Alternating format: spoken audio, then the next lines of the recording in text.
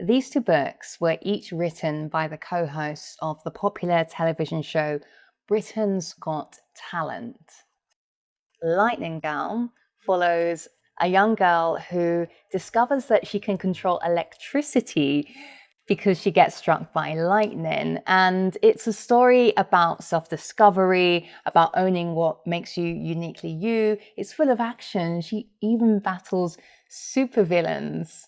Billionaire Boy is about a young boy who is ridiculously wealthy.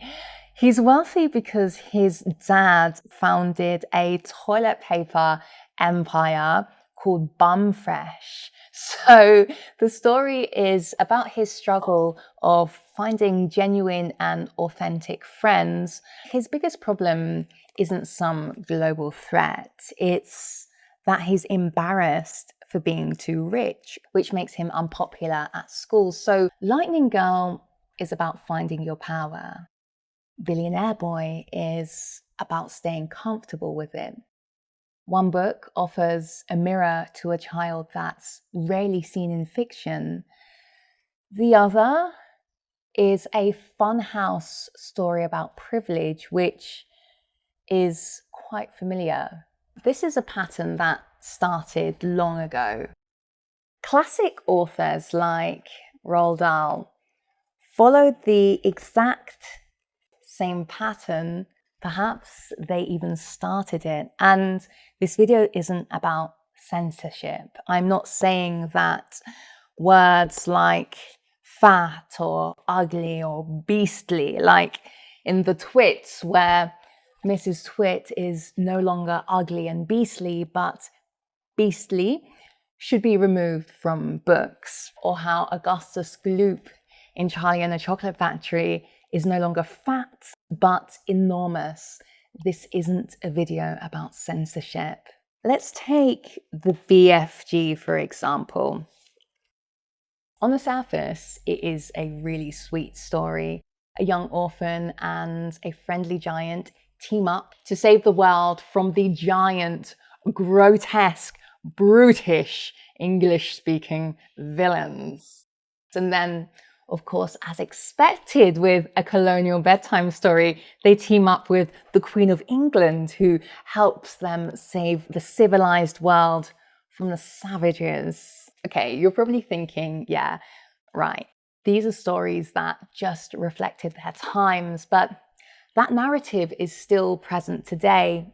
David Walliams is one of Britain's #1 best-selling authors. And he writes book after book after book with the same narratives. These white characters that he writes about are not the sidekick. They're not waiting for somebody else to save the day. And none of them are in supporting roles. Speaking of supporting roles, you can support this role by subscribing to this channel. Look, David Walliams, Roald Dahl, they're not the problem. It's the pattern that's the problem. Because things have changed. Children today come from all types of backgrounds. They speak different languages. They come from different types of families. They live in different types of places. So the books that they read need to represent that. It sends this message that only certain people get to go on these big, fun adventures. Only certain people get to be the hero, right? Only certain people get to save the day. So what happens is, through all of these books, children learn who matters and who doesn't matter. This might have gone unnoticed in 1982, but today it's harmful. In the UK, only 17% of children's books featured a character from a minority ethnic background. And that number is lower than the years before, so it's going down. That's low, especially when 34% of UK school children are from minority ethnic backgrounds, and that number increases in the major cities like London. In the US, the numbers are also low. So a talking animal is more likely to be the star of the book than a child of colour. And in Australia, Aboriginal and Islanders have been around for over 60,000 years, and they're also rarely seen. The land was where people built their homes, played in the sun, and sat together to tell stories. The illustrations are wonderful. All right, I know what you're thinking. You're thinking, these aren't Black countries. Why should books feature brown, Black, Latin, Asian, Indigenous, etc. children? The latest UK ethnicity facts and figures show that 18% of people living in the UK identify as non-white. Of course, in the US, there's an even larger percentage of ethnic groups that make up the population. Yet, their stories are rarely ever seen on the pages of books. It's the shock report that reveals that white Brits may be a minority in the UK as soon as 2063. An analysis of census data from the Brookings Institute projects the number of white Americans will fall below 50% for the first time ever. So children's books need to reflect the world that they actually live in. Eventually, we want to reach a point where books are just kind of standardly written like an Aussie year, where diversity is just natural. So in this story, there are 5 children: First Nations, Indian, Chinese, Greek, and Anglo-Australian, and they share a year together. No one is sidelined. No one has to explain who they are. And nobody is in the background. It's just normal. We can't talk about Australian books without talking about Bluey. Bluey is a blue heeler pup, full of imagination and emotional stories. But everything from parenting to their home environment, school life, routines, friendships, everything reflects a middle-class, white-coded life. The same with Peppa Pig. I was on Quora the other day and somebody brought up the topic of, is there a hidden message about racial harmony in Peppa Pig with so many different animals coexisting? So this brought up the topic of racial separatism, because in Peppa Pig, there's no real mixing going on, right? The elephants live with the elephants, the gazelles with the gazelles, the giraffes with the giraffes. So there's no cultural blending. Dr. Seuss does this a little bit differently. In Green Eggs and Ham, Sam I Am is persistent, right? He refuses to accept no for an answer. This could be reflective of white rightness, mirroring that white rightness. The Sneetches, I do feel like the Sneetches did try to kind of set a lesson here, right? So in the Sneetches, there's the star-belly Sneetches and the Sneetches who don't have stars on their bellies. So there's that difference. The Sneetches with the stars feel like they're superior to the Sneetches with no stars on their bellies. So one day this machine comes along that can add or remove stars from the Sneetches' bellies. So the Sneetches end up getting a little bit confused. They don't know who's who. So in the end, they just kind of decide that it doesn't matter anymore because everybody's the same anyway. That's the lesson. So if you read this, from a place of privilege, then you could be like, that's okay. Bias is okay. You can live with that. There's no mention about power in the Sneetches. There's no mention about the generational trauma that bias can cause. There's no mention or acknowledgement about healing. And people from a place of privilege can live with that. That's okay. You know, bias can just be solved with a hug or some trick. It's just a silly little misunderstanding. It's very comforting.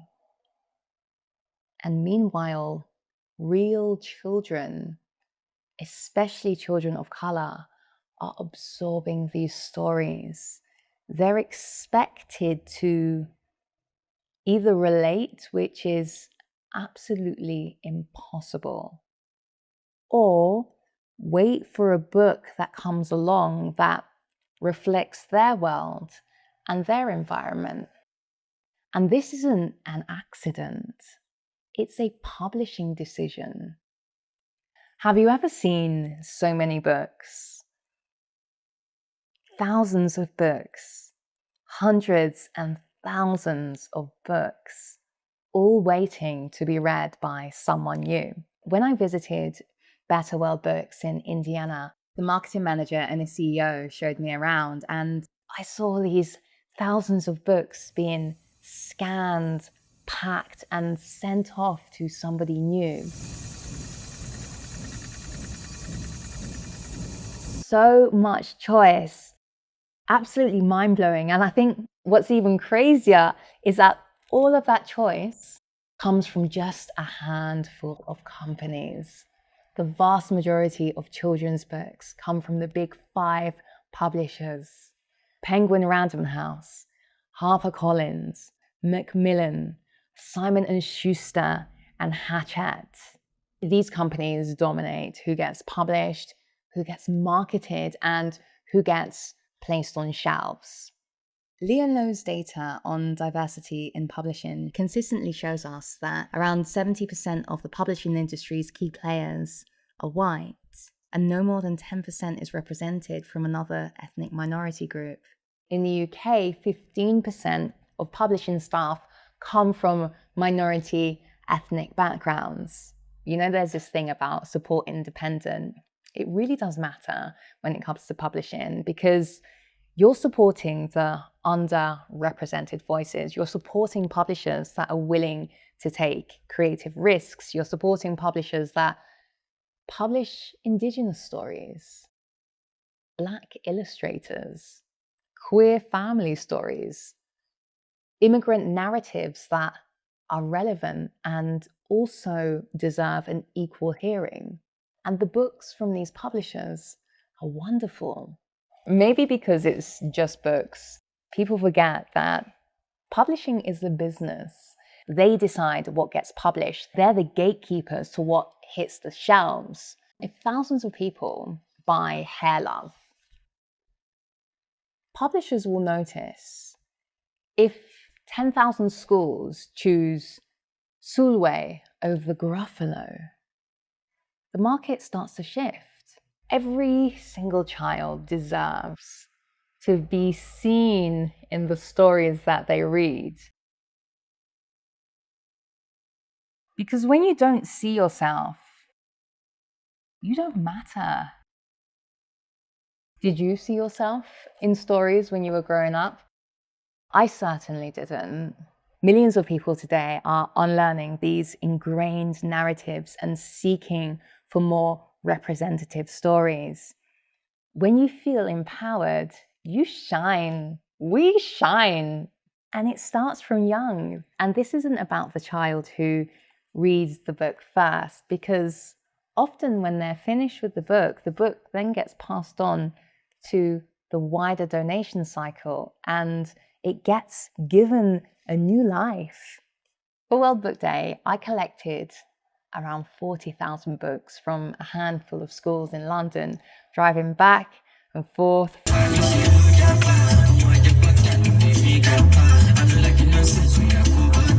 from school to the warehouse in my van.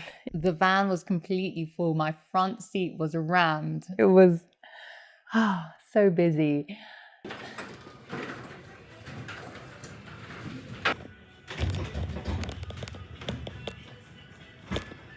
I even drove from London to 3 countries in Europe with the van load of books. What happens with these books is the sorting team from the foundation hand sorts them 2 days a week, and then these books then get shipped off to countries that are basically just in short supply. Children's homes, orphanages, schools from Mexico to Vietnam, Gambia, and all in between. This is what the ratio looks like. 20% diverse books. And the thing is, school librarians tell me that they have diverse books, but they don't want to give them away. They're too precious. They're like a treasure or something. So the demand is there. They're hanging on to them, but the wider cycle doesn't get them. This is why we need more of these. It's not just for the first child that reads them. It's for the dozens of children that read them after. It's a whole ecosystem.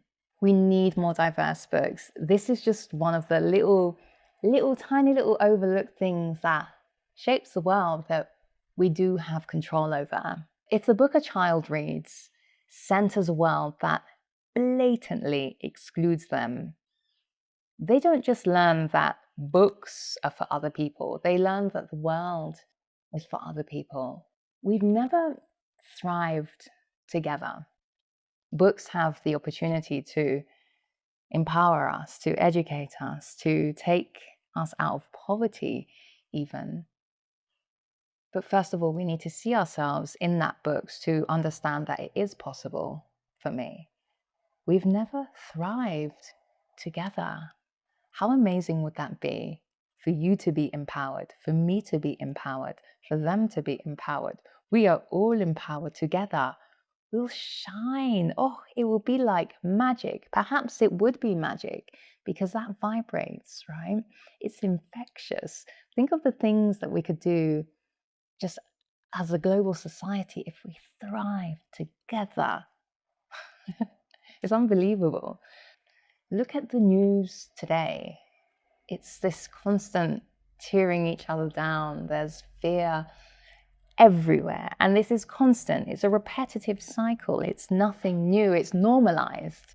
The struggle, the inequality, elitism, privilege. And the result is this low vibrational mainstream society with constant problems. Israel, water bill has gone up by 50%.